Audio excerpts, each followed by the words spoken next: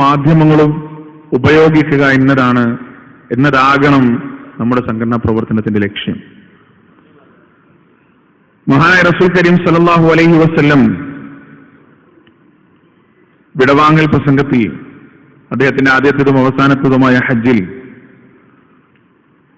എന്റെ ഈ സന്ദേശം ഹാജരുള്ളവർ ഹാജരില്ലാത്തവർക്ക് എത്തിച്ചു കൊടുക്കുക എന്ന് പറഞ്ഞപ്പോ പ്രവാചകന്റെ മുന്നിലുണ്ടായിരുന്നത് 100,000 ചില്ലാനം സ്വഹാബത്താണ്. അള്ളാഹുവിന്റെ റസൂലിന്റെ വാക്കുകളിൽ നിന്ന് ഊർജ്ജം ഉൾക്കൊണ്ടുകൊണ്ട് അവർ പുറപ്പെടുകയാണ് ലോകത്തിന്റെ അഷ്ടദിക്കുകളിലേക്ക്. കാടും കടലും മരുഭൂമിയും പർവ്വതങ്ങളും കടന്ന് ലോകത്ത് വിവിധങ്ങളായ ഭാഷകൾ സംസാരിക്കുന്ന, വിവിധങ്ങളായ സംസ്കാരങ്ങളുള്ള, വിവിധങ്ങളായ ജീവിത രീതികളുള്ള മനുഷ്യരിലേക്ക് ആ സ്വഹാബത്ത് എത്തപ്പെടുകയാണ്. മദീന പള്ളിയുടെ അടുത്ത് കിടക്കുന്ന ബക്കിയുൽ ഗർഖദിൽ 10,000-10,000 സ്വഹാബികളുടെ ഖബറുകൾ മാത്രമാണുള്ളത്. ബാക്കി 80 മുതൽ 90% വരെ വരുന്ന റസൂലുള്ളാഹി സ്വല്ലല്ലാഹു അലൈഹി വസല്ലമയുടെ അനുയായികളുടെ ഖബറുകൾ ലോകത്തിന്റെ പല ഭാഗങ്ങളിലായി അറിയപ്പെട്ടും അറിയപ്പെടാതെയും കിടക്കാണ്. അതിന്റെ കാരണം അവർ കച്ചവടത്തിനോ അല്ലെങ്കിൽ ടൂറ് പോയെടുത്തോ അവിടെ മരണപ്പെട്ടു എന്നതല്ല. അള്ളാഹു ഏൽപ്പിച്ച ഈ ദൗത്യവുമായി അവർ യാത്ര തിരിച്ചു എന്നതാണ്. ആ ദൗത്യത്തിന് വേണ്ടി നാടിതുവരെ ജീവിച്ച നാടും വീടും ഒഴിവാക്കാൻ അവർ തയ്യാറായി എന്നതാണ്. ഒരു പരിചയവുമില്ലാത്ത ജീവിത സാഹചര്യങ്ങളിലേക്ക് സ്വയം എടുത്തെറിയാൻ അവർ തയ്യാറായി എന്നതാണ്. നമ്മൾ എന്ത് ചെയ്തു സഹോദരങ്ങളെ ദാവത്തിന് വേണ്ടി? നമ്മൾ എന്ത് ചെയ്തു പ്രബോധനത്തിന് വേണ്ടി? നമ്മൾ കാരണം എത്ര ആളുകളെ നന്നാക്കുക, മാറ്റുക എന്നത് എന്റെ നിങ്ങളുടെ ഉത്തരവാദിത്തമല്ല. പക്ഷെ എത്ര ആളുകൾക്ക് ഈ സന്ദേശം എത്തിച്ചു കൊടുക്കാൻ നമുക്ക് സാധിച്ചു? അതിനുള്ള ത്വരയും അഭിവാഞ്ചയും നമ്മുടെ മനസ്സിലുണ്ടോ? നമ്മളെ ഏൽപ്പിച്ചത് തബ്ലീഗാണ്. ഈ സന്ദേശം ആളുകൾക്ക് എത്തിച്ചു കൊടുക്കുക എന്നതാണ്. ആളെ സ്വീകരിക്കുകയോ ഇല്ലയോ എന്നത് നമ്മളെ സംബന്ധിച്ചിടത്തോളം നമ്മെ ഏൽപ്പിച്ച ഉത്തരവാദിത്തമല്ല. റസൂലുള്ളാഹിക്ക് പോലും സാധിച്ചിട്ടില്ല നബി സല്ലല്ലാഹു അലൈഹി വസല്ലം ഇഷ്ടപ്പെട്ട ആളുകൾക്ക് ഹിദായത്ത് നൽകാനോ അല്ലെങ്കിൽ ഇസ്ലാം സ്വീകരിപ്പിക്കാനോ. പക്ഷേ ഈ സംഗതി എത്തിച്ചു കൊടുക്കുക എന്ന ദൗത്യത്തിന് വേണ്ടിയിട്ട് നമ്മൾ നമ്മുടെ ദിവസത്തിൽ ഒരു ദിവസം എത്ര സമയം അതിനുവേണ്ടി ചെലവഴിക്കുന്നുണ്ട്? സംസാരിക്കാനോ എഴുതാനോ ഉള്ള നമ്മുടെ കഴിവുകൾ അല്ലെങ്കിൽ ഡിജിറ്റൽ മേഖലയിലുള്ള നമ്മുടെ സോഫ്റ്റ് സ്കിൽസ് ഈ ദാവത്തിന് വേണ്ടി എത്രമാത്രം നമ്മൾ ഉപയോഗിക്കുന്നുണ്ട്? പ്രിയപ്പെട്ടവരെ, നോർത്ത് ഇന്ത്യയിലേക്ക് ഒന്ന് നോക്ക്. അവിടെ ഈ പറയുന്ന തൗഹീദി പ്രസ്ഥാനങ്ങൾ പ്രവർത്തനം തുടങ്ങിയിട്ട് ഒരുപാട് വർഷങ്ങളായി. പക്ഷെ അവിടെ നിന്ന് വ്യത്യസ്തമായി വിഭിന്നമായി കേരളത്തിൽ ഇത്രയും വലിയ മാറ്റമുണ്ടാകാൻ കാരണം എന്താണ്? ഇത്രയും വലിയ നവോത്ഥാന മുന്നേറ്റം ഉണ്ടാകാൻ കാരണം എന്താണ്? ഇത്രയും വലിയ വിദ്യാഭ്യാസ മുന്നേറ്റം ഉണ്ടാകാൻ കാരണം എന്താണ്? ഇത്രയും ലക്ഷക്കണക്കിന് ആളുകൾ ഖുറാഫാത്തിന്റെയും അന്ധവിശ്വാസങ്ങളുടെയും അബദ്ധജടിലമായ വിശ്വാസങ്ങൾ വലിച്ചെറിഞ്ഞ് നന്മയേറിയ വെളിച്ചമാർന്ന ഈ പാതയിലേക്ക്, തൗഹീദിന്റെ പാതയിലേക്ക് കടന്നു വരാൻ കാരണം എന്താണ്? കേരളത്തിൽ പ്രവർത്തിച്ച മുൻഗാമികളായ ആളുകളുടെ ഇഖ്ലാസോടുകൂടിയുള്ള പ്രവർത്തനമാണ്. അവർ ഭയങ്കര പ്രതിഭയായതുകൊണ്ടോ ടാലന്റ് ആയതുകൊണ്ടോ അല്ല. അവർ പ്രവർത്തിച്ചത് ഇഖ്ലാസോടുകൂടിയാണ്. അള്ളാഹുവിന്റെ യഥാർത്ഥ ദീൻ ആളുകളിലേക്ക് എത്തിച്ചു കൊടുക്കുക എന്ന ആത്മാർത്ഥതയോടുകൂടി പൊതുസമൂഹത്തിലേക്ക് ഇറങ്ങി ഏറും ആട്ടും ഇടിയും ചവിട്ടും കൊണ്ട് അവർ പ്രവർത്തിച്ചപ്പോ അവർ വിതച്ച വിത്തുകൾ 100 മേനി കൊയ്യാൻ മാത്രം പാകമായി വിളഞ്ഞു നിന്നു എന്നതാണ് നമ്മൾ ഇന്ന് ഈ കാണുന്ന തൗഹീദി പ്രസ്ഥാനം. ഈ വരുന്ന തലമുറയ്ക്ക് വേണ്ടി നമുക്ക് ഒരുക്കി വെക്കാൻ എന്താണുള്ളത് പ്രിയപ്പെട്ടവരെ? ജീവിതത്തിൽ നമ്മുടെ സാഹചര്യങ്ങളും നമ്മുടെ പരിധികളും ഉപയോഗപ്പെടുത്തിക്കൊണ്ട് പ്രവർത്തിക്കുക എന്നതാണ്. അതിന് പലതും നാം ത്യജിക്കേണ്ടി വരും. മഹാനായ മുസ്അബ് ഇബ്നു ഉമൈർ റളിയല്ലാഹു അൻഹു അദ്ദേഹത്തെ കുറിച്ച് പറയാറുള്ളത് മക്കയിലെ ട്രെൻഡ് സെറ്റർ ആയിരുന്നു എന്നാണ്. മക്കയിലെ യുവാക്കൾക്കിടയിൽ പുതിയ ട്രെൻഡുകൾ കൊണ്ടുവരുന്ന ഒരു ട്രെൻഡ് സെറ്റർ ആയിരുന്നു മുസ്അബ് റളിയല്ലാഹു അൻഹു എന്നാണ് പറയാറുള്ളത്. മുസ്അബ് ഇസ്ലാമിലേക്ക് കടന്നു വന്ന് ഇസ്ലാമിന്റെ ഒന്നാമത്തെ അംബാസഡറായി ഒന്നാം അഖബ ഉടമ്പടിക്ക് ശേഷം റസൂലുള്ളാഹി സ്വല്ലല്ലാഹു അലൈഹി വസല്ലം ഇസ്ഹാബിനെ മദീനയിലേക്ക് പറഞ്ഞയച്ചു. മക്കയിൽ ഇട്ടുമൂടാനുള്ള സമ്പത്ത് ഉമ്മയുടെയും ഉപ്പയുടെയും അടുത്തുണ്ടായിട്ട് ആ സമ്പത്തും സൗഭാഗ്യങ്ങളും മുഴുവനും വലിച്ചെറിഞ്ഞ് ദാരിദ്ര്യത്തിന്റെ പടുകുഴിയിൽ കാലെടുത്ത് വെച്ചു മുസ്അബ് ഇബ്നു ഉമൈർ റളിയല്ലാഹു അൻഹു. പക്ഷെ അപ്പോഴും ആ മനസ്സ് സംതൃപ്തമായിരുന്നു, സന്തുഷ്ടമായിരുന്നു. കാരണം അദ്ദേഹം ഉറച്ചു നിന്നത് അള്ളാഹുവിന്റെ കലിമത്തിന്റെ പ്രചാരണത്തിലാണ്, പരിശുദ്ധ ഇസ്ലാമിന്റെ പ്രചാരണത്തിലാണ്. മുസ്അബ് റളിയല്ലാഹു അൻഹു ഇസ്ലാം സംസാരിക്കുമ്പോൾ വലിയ ജനക്കൂട്ടമോ ആൾക്കൂട്ടമോ ഒന്നും അദ്ദേഹത്തിന്റെ മുന്നിലില്ല. ഓരോ വ്യക്തികളോടും ആൾക്കൂട്ടങ്ങളോടും പോയിട്ട് അദ്ദേഹം സംസാരിച്ചു, ദീന് സംസാരിച്ചു. പരിശുദ്ധ ഖുർആനിന്റെ ആയത്തുകൾ ഉരുവിട്ടു, അവരെ കേൾപ്പിച്ചു. പലരും എതിർത്തു, പലരും സ്വീകരിച്ചു. നമ്മളൊക്കെ ആൾക്കൂട്ടമുണ്ടാക്കാനുള്ള തിരക്കിലും മത്സരത്തിലുമാണ്.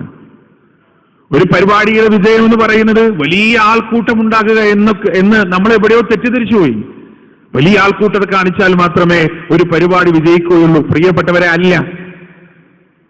നമ്മുടെ മുൻഗാമികളായ പണ്ഡിതന്മാർ അവർ ഓരോ ഗ്രാമപ്രദേശങ്ങളിലേക്കും നാട്ടുമ്പുറത്തും പോകുമ്പോൾ മുന്നിലിരുന്ന് കസേലയിലിരുന്ന് കേട്ടവരേക്കാൾ കൂടുതൽ കടത്തിണ്ണകളിലും കടകൾക്കുള്ളിലും വീടുകൾക്കുള്ളിലും ഇരുന്ന് കേട്ടവരുടെ മനസ്സിലേക്കാണ് തൗഹീദിന്റെ വെളിച്ചമെത്തിയത്. നമ്മുടെ ഉത്തരവാദിത്തം പറയുക എന്നതാണ്. ആള് കൂടട്ടെ കൂടാതിരിക്കട്ടെ, ആള് വരട്ടെ വരാതിരിക്കട്ടെ, അറിയപ്പെടട്ടെ അറിയപ്പെടാതിരിക്കട്ടെ, ജനങ്ങളുടെ ഉള്ളിലേക്ക് മനസ്സിലേക്ക് ഈ ആശയം എത്തിക്കുക എന്ന ഉദ്ദേശത്തോടുകൂടി ലക്ഷ്യത്തോടുകൂടി നാം ഇറങ്ങി തിരിച്ചാൽ പ്രിയപ്പെട്ടവരെ, അള്ളാഹുവിന്റെ സഹായം ഉണ്ടാകുമെന്ന കാര്യത്തിൽ യാതൊരു സംശയവുമില്ല. വിശ്രമിക്കാനൊന്നും ഒരിക്കലും മുവഹിദുകൾക്ക് സമയമായിട്ടില്ല. ഒരു ഭാഗത്ത് തൗഹീദ് വളരുന്നുണ്ടെങ്കിലും ഒരു ഭാഗത്ത് ഖുറാഫാത്തും ഒരു ഭാഗത്ത് ബിദ്അത്തും കൊണ്ടുപിടിച്ച് വളർന്നുകൊണ്ടിരിക്കാൻ ശക്തമായ ദഅവത്തിന്റെ സാധ്യതയും ആവശ്യകതയും കൂടുതൽ കൂടുതൽ വളർന്നുകൊണ്ടിരിക്കുന്നു. അതുകൊണ്ട് എന്റെ പ്രിയപ്പെട്ടവരെ, നമ്മുടെ പരിധികളും പരിമിതികളും മറന്നുകൊണ്ട് ഈ പ്രബോധന മേഖലയിൽ സജീവമാകാൻ നാം തയ്യാറാകണമെന്നാണ് എന്റെ ഈ സംസാരത്തിൽ ഞാൻ പറയാൻ ആഗ്രഹിക്കുന്നത്. മഹാനായ റസൂൽ കരീം സല്ലല്ലാഹു അലൈഹി വസല്ലമ ബൈത്തുൽ അർക്കമിൽ വെച്ച് രഹസ്യ പ്രബോധനം നടത്തിക്കൊണ്ടിരിക്കുമ്പോൾ അള്ളാഹുവിന്റെ കൽപ്പന വന്നു പരിശുദ്ധ ഖുർആൻ പരസ്യപ്പെടുത്താൻ. റസൂലുള്ളാഹി സ്വല്ലല്ലാഹു അലൈഹി വസല്ലമ ചോദിച്ചു, ആരാണ് ഈ പരിശുദ്ധ ഖുർആൻ പരസ്യപ്പെടുത്തുക? ആരാണ് ഇത് ജനങ്ങൾക്ക് പറഞ്ഞു കൊടുക്കുക, ഉച്ചത്തിൽ ഓതി കൊടുക്കുക?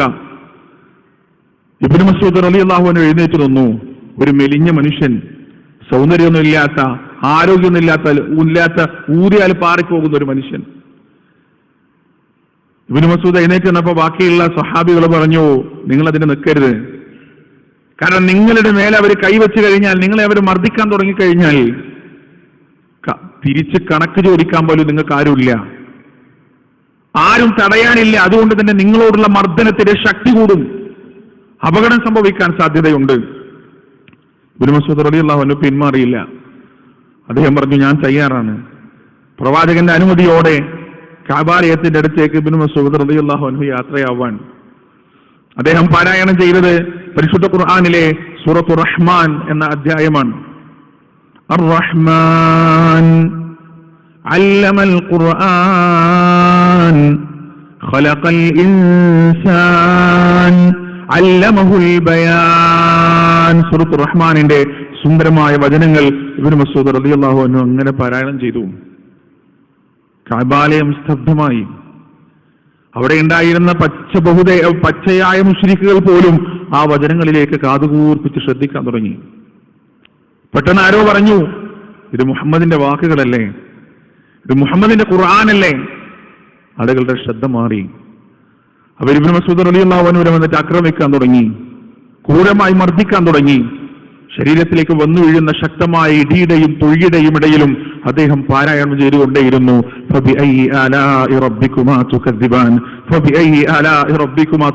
എന്ന അള്ളാഹുവിന്റെ ആവർത്തിച്ചുള്ള നിങ്ങളുടെ രണ്ട് വിഭാഗങ്ങളുടെയും റബ്ബിന്റെ ഏതേത് അനുഗ്രഹത്തെയാണ് നിങ്ങൾ നിഷേധിക്കുക എന്ന ആ വചനങ്ങൾ ആവർത്തിച്ചു വരുന്ന സൂറത്തുർ റഹ്മാനിന്റെ വരികൾ ഇബ്നു മസ്ഊദ് റളിയല്ലാഹു അൻഹു ആവർത്തിച്ച് പാരായണം ചെയ്തുകൊണ്ടേയിരുന്നു.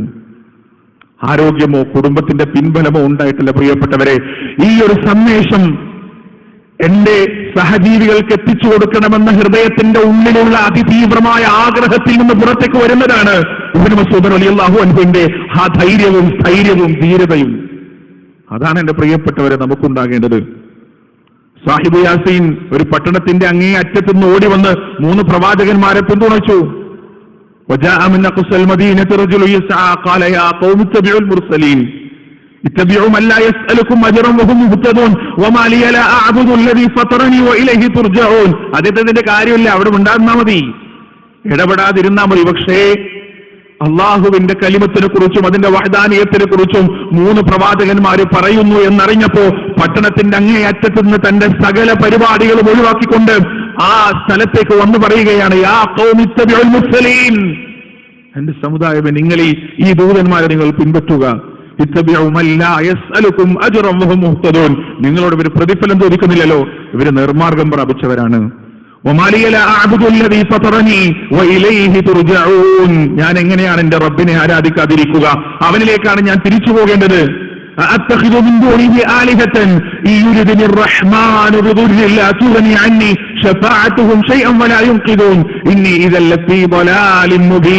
എന്റെ റബ്ബിന് പുറമെ ഞാനൊരു രക്ഷിതാവിനെ സ്വീകരിക്കുകയോ? അവൻ എനിക്കൊരു ബുദ്ധിമുട്ട് ബാധിച്ചാൽ എന്റെ ജീവിതത്തിൽ നിന്ന് മാറ്റാൻ അവനല്ലാതെ മറ്റാർക്കും സാധ്യമല്ല. എന്റെ റബ്ബിന് പുറമെ ഞാനൊരു ആരാധന സ്വീകരിക്കുകയാണെങ്കിൽ ഞാൻ വ്യക്തമായ വഴികേടിലായി പോയിരിക്കുന്നു. ഇന്നി ആമന്തു ബിറബ്ബിക്കും ഫസ്മഊൻ, എന്റെ സമുദായമേ നിങ്ങൾ കേൾക്കുക, നിങ്ങളുടെ റബ്ബിൽ ഞാൻ ഇത് അവിശ്വസിച്ചിരിക്കുന്നു. എന്റെ മാത്രം റബ്ബല്ല, നിങ്ങളുടെയും റബ്ബ്, നിങ്ങൾക്ക് തിന്നാൻ തരുന്ന, കുടിക്കാൻ തരുന്ന, ഉടുക്കാൻ തരുന്ന, ജീവവായു തരുന്ന നിങ്ങളുടെ റബ്ബിൽ കൂടി ഞാൻ ഇത് അവിശ്വസിച്ചിരിക്കുന്നു. പ്രിയപ്പെട്ടവരെ, ആ മനുഷ്യനെ അവർ കൊന്നുകളഞ്ഞു. അള്ളാഹുവിന്റെ അടുത്ത് സ്വർഗപ്രവേശനവുമായി ബന്ധപ്പെട്ട് സന്തോഷ വാർത്ത അറിയിച്ചപ്പോ അദ്ദേഹം പറയാണ്, യാ ലൈത ഖൗമി യഅലമൂൻ ബിമാ ഗഫറ ലി റബ്ബി വജഅലനി മിനൽ മുക്രമീൻ. എന്നെ കൊന്ന, എന്റെ ഘാതകനായ, എന്റെ കൊലയാളികളായ എന്റെ സമുദായം ഇതറിഞ്ഞിരുന്നെങ്കിൽ ബിമാ ഗഫറ ലി റബ്ബി വജഅലനി മിനൽ മുക്രമീൻ, എന്റെ റബ്ബ് എനിക്ക് പുറത്തു തന്നിട്ടുണ്ടെന്നും എന്നെ അവൻ ബഹുമാനിച്ച് ആദരിച്ചിട്ടുണ്ടെന്നും എന്റെ വാക്കുകൾ കേൾക്കാൻ തയ്യാറാകാത്ത എന്റെ സമുദായം അറിഞ്ഞിരുന്നെങ്കിൽ എത്ര നന്നായിരുന്നു എന്ന് ആ മനുഷ്യൻ അവിടെ നിന്ന് ആത്മഗദ്ഗതം നടത്തി എന്നാണ് പരിശുദ്ധ ഖുർആൻ പറയുന്നത്. ആ ആത്മഗദ്ഗതം നമ്മുടെ ഉള്ളിലുണ്ടാവണം പ്രിയപ്പെട്ടവരെ. ഓരോ മനുഷ്യരും മരിക്കുമ്പോ ഇസ്ലാമിന്റെ സന്ദേശമെത്താതെ, തൗഹീദിന്റെ സന്ദേശമെത്താതെ ആണ് മരണപ്പെടുന്നതെങ്കിൽ അതെന്റെയും നിങ്ങളുടെയും കയ്യിലുള്ള ഉത്തരവാദിത്വമാണ്. ആ സങ്കടം നമ്മുടെ മനസ്സിലുണ്ടാകേണ്ടത്, പടച്ചോനെ ഈ സന്ദേശം അദ്ദേഹത്തിന് എത്തിക്കാൻ എനിക്ക് സാധിച്ചിട്ടില്ല എന്നൊരു നഷ്ടബോധം നമ്മുടെ ഉള്ളിലുണ്ടാകുമ്പോൾ മാത്രമാണ് സംഘടനാ പ്രവർത്തനം ഫലവത്താകുന്നത്. ഇത് ദഅവത്തിന് വേണ്ടിയുള്ള പ്ലാറ്റ്ഫോമാണ് പ്രിയപ്പെട്ടവരെ. നമുക്കെല്ലാവരുടെയും